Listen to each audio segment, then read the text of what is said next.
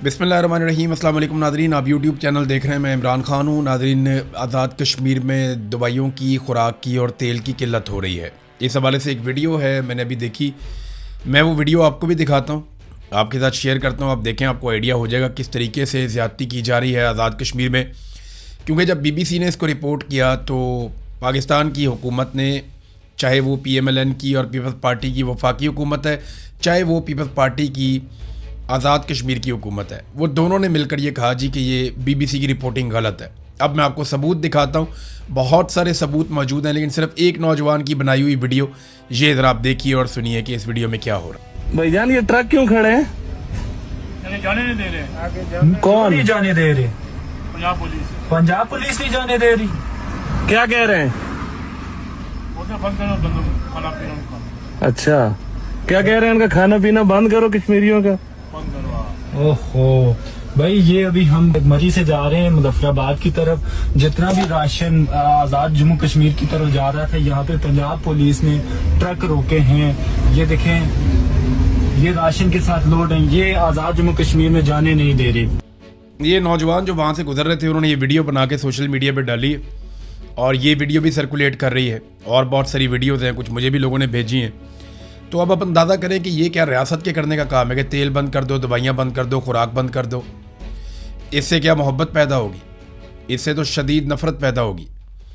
इससे तो ये लोग आपसे नफ़रत करेंगे। वहाँ ख़वातीन हैं, बच्चे हैं, बुज़ुर्ग हैं, बहुत सारे बीमार हैं, उन्हें दवाइयाँ चाहिए, बहुत सारे लोगों को खाना पीना चाहिए। आप क्या चाह रहे हैं कि अवामी एक्शन कमेटी के ऊपर वहाँ के अवाम गोली चला दें और ये आपस में लड़ पड़े वहाँ के अवाम? या आप ख़ुद अब गोली नहीं चलाना चाहते, खाना जंगी करवाना चाहते हैं? यानी खुराक की किल्लत तो गज़ा में पैदा की जाती है। ये चीज़ें तो मकबूजा कश्मीर में भी हमने नहीं सुनी कि वहाँ पे खुराक ही बंद कर दी लोगों की। ये बहुत अफसोसनाक है। इसको जितनी जल्दी ख़त्म करें उतना बेहतर है। अफसार आलम समेत और उनके अलावा कई जर्नैलों का जो पैगाम लाने वाले जो सहाफ़ी हैं, जो फारवर्ड एज रिसीव कर देते हैं, जैसे ही मिलता है वैसे ही उसको पैगाम को फारवर्ड करते हैं। उन टाउटों ने बहुत सारी चीज़ें क्लियर कर दी हैं, जिनमें 3 मेन चीज़ें हैं। ये याद रखें, आज़ाद कश्मीर के तमाम लोग, मिलिट्री एस्टेब्लिशमेंट ने 3 चीज़ों के हवाले से बड़ा क्लियर पैगाम पहुंचा दिया है। ये पैगाम आप सुन लीजिए। नंबर 1, उन्होंने कहा जी कि कलअदमी रखा जाएगा अवामी जॉइंट एक्शन कमेटी को। ये कलअदमी रहेगी, ये फ़ैसला एस्टेब्लिशमेंट ने कर लिया। नंबर 2, ख्वाजा महरान, शौकत नवाज़ मीर, उमर नज़ीर कश्मीरी और सरदार अमान से कोई बातचीत नहीं की जाएगी।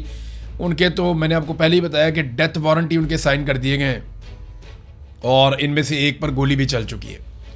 यानी जो अब तक सामने आया उस पर गोली भी चला दी गई थी और वो जो उमर नज़ीर कश्मीरी हैं वो अभी भी ज़ख्मी है।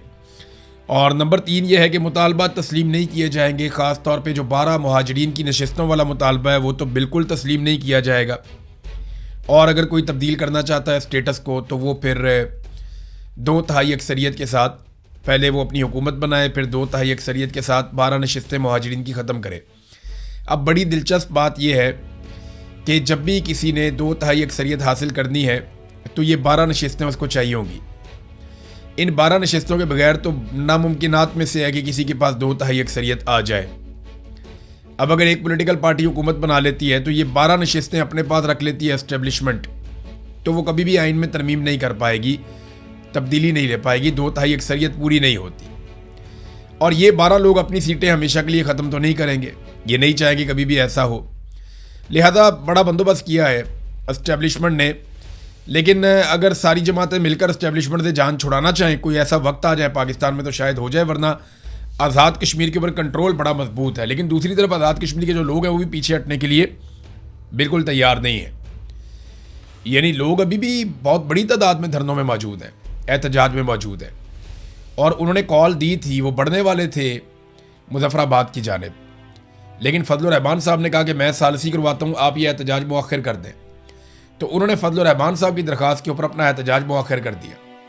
लेकिन बार बार वो अपने जलसे जुलूसों में कह रहे हैं कि हम किसी वक्त भी आगे बढ़ने का ऐलान कर सकते हैं, हम मुज़ाकरात के लिए लचक दिखा रहे हैं, हमारे मुतालबा तस्लीम किए जाएँ, वरना हम आगे बढ़ सकते हैं और दोबारा से एहतजाज शुरू कर सकते हैं। अब जब ये आगे बढ़ेंगे तो इनको रोकने की कोशिश की जाएगी, वहीं पे तसादुम होगा। और जब तसादुम होगा तो दोनों तरफ का नुकसान होगा, क्योंकि आज़ाद कश्मीर की ट्रेन ऐसी है, वो लोग ऐसे हैं कि वो मुज़ामत करते हैं और मुज़ामत के अंदर फिर नुकसान होता है। तो इससे अगर बचना है तो आसान तरीका ये है कि समझदार लोगों को آزاد کشمیر کے لوگوں کے ساتھ بٹھایا جائے جن کا مذاکرات میں تجربہ ہے, جن کو سمجھ ہے, اور معاملے کا کوئی حل نکالنے کی کوشش کی جائے. شوکت نواز میر نے ایک سٹیٹمنٹ جاری کیا. اس سٹیٹمنٹ میں آپ کے سامنے رکھ دیتا ہوں. میں آپ کے ساتھ ہوں, نہ میں گرفتار ہوا اور نہ ہی میں نے میدان چھوڑا ہے. حالات اور حکمت عملی کا تقاضا ہے کہ کچھ عرصہ آپ لوگوں سے دور رہوں, مگر میرا دل, میری سوچ اور میری جد و جہد آج بھی آپ کے ساتھ ہے. یاد رکھیں, ہر مسئلے کا حل لڑائی نہیں ہوتا. بعض اوقات صبر, حکمت اور درست وقت کا انتظار بھی جد و جہد کا حصہ ہوتا ہے. وہ وقت ضرور آئے گا جب ہمارے اوپر لگائے گئے دہشت گردی کے تمام الزامات انہی لوگوں کو واپس لینے پڑیں گے جنہوں نے یہ جھوٹ گھڑا ہے. سچ کو دبایا جا سکتا ہے, شکست نہیں دی جا سکتی. اپنی صفوں میں اتحاد, نظم و ضبط اور حوصلہ قائم رکھیں. ہماری جدوجہد حق, انصاف اور عوامی حقوق کے لیے ہے, اور حق کی آواز کبھی خاموش نہیں ہوتی. یہ پیغام دیا ہے شوکت نواز میر صاحب نے. پاکستان پیپلز پارٹی نے ایک بڑا زبردست کام کیا ہے. بلاول کرتا یہ ہے کہ وہ قومی اسمبلی میں جاتا ہے اور جا کے یا کہیں پہ اگر سٹیٹمنٹ دیتا ہے تو وہاں پہ بلاول یا پاکستان پیپلز پارٹی کے لوگ وہ آزاد کشمیر میں جو کچھ بھی ہوتا ہے یا ہو رہا ہے اس کا ملبہ وفاقی حکومت پہ ڈال دیتے ہیں کہ شہباز شریف کے وزراء یہ کر رہے ہیں, خواجہ آصف نے یہ والا سٹیٹمنٹ کیوں دیا, خواجہ آصف نے کیوں کہا کہ راولہ کوٹ کے لوگ کشمیری نہیں ہیں. بھی خواجہ آصف کا جرم تو اتنا سا ہے, وہاں تو گولیاں بھی چل رہی ہیں, بندے بھی مارے جا رہے ہیں, وہاں تو انسانوں کے سروں کی قیمتیں بھی رکھ دی گئیں. وہاں کی جو عوام کی ایک مقبول جماعت ہے جوائنٹ عوامی ایکشن کمیٹی, اس کے اوپر پابندی بھی لگا دی گئی, اسے ایک العدم قرار دے دیا گیا. یہ سارا کچھ کون کر رہا ہے؟ یہ پاکستان پیپلز پارٹی کی آزاد کشمیر کی حکومت کر رہی ہے. فیصل راٹھور اس حکومت کا وزیر اعظم ہے. تو بلاول بڑی چالاکی کے ساتھ یہ ثابت کرنے کی کوشش کرتا ہے کہ وہ تو اپوزیشن ہے اور یہ جو کچھ بھی آزاد کشمیر میں ہو رہا ہے اس کے لیے ذمہ دار بلاول ٹھہرا دیتا ہے بڑے آرام سے شہباز شریف اور اس کی حکومت کو. لیکن اصل میں اس کے لیے جو بڑا ذمہ دار ہے وہ بلاول خود ہے, کیونکہ بلاول پیپلز پارٹی ہے اور پیپلز پارٹی کی آزاد کشمیر میں اس وقت جعلی حکومت ہے اور وہ وہاں جال سازی کے ساتھ وہ تمام اقدامات کر رہے ہیں, چاہے وہ ان کے رہنماؤں کے سروں کے اوپر انعامات رکھنا ہو, چاہے اس جماعت کو کالعدم قرار دینا ہو, چاہے فورسز کو دعوت دے کر آزاد کشمیر میں بلانا ہو, چاہے بار بار کریک ڈاؤن کرنا ہو, گولی چلانی ہو.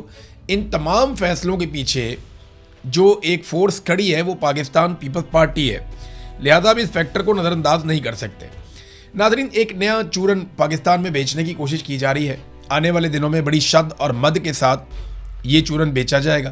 ایک تو یہ ثابت کرنے کی کچھ ٹاؤٹس کوشش کر رہے ہیں کہ عاصم منیر بہت جمہوری ہے, یعنی عاصم منیر شہباز شریف کو سپیس دیتے ہیں, وہ بہت جمہوری ہے. تو ایسا بالکل نہیں ہے. عاصم منیر جہاں موقع ملتا ہے وہ وہاں گھس جاتے ہیں. وہ بالکل جمہوری سوچ ان کی نہیں ہے. وہ اپنے حلف کی خلاف ورزی کرتے ہیں. اگر وہ حلف کی پاسداری کرتے تو وہ کبھی بھی ڈپلومیسی کے اندر رول پلے نہ کرتے. حلف کی پاسداری کرتے تو پورا الیکشن چوری نہ کرتے. حلف کی پاسداری کرتے تو سیاسی معاملات میں مداخلت نہ کرتے, ایکسٹینشن اور استثناء جیسی خرافات کے اندر نہ پڑتے. حلف کی اگر وہ خلاف ورزی نہ کرتے تو اتنی ساری جبری گمشدگیاں نہ کرتے. صحافیوں کو, شاعروں کو اور وکلا کو اور پتہ نہیں کس کس کو, ایون پارلیمنٹیرینز تک کو انہوں نے اغوا کروایا. یہ سارا کچھ وہ کبھی نہ کرتے اگر وہ حلف کی پاسداری کرتے اور ان کے اندر ایک جمہوری سوچ موجود ہوتی.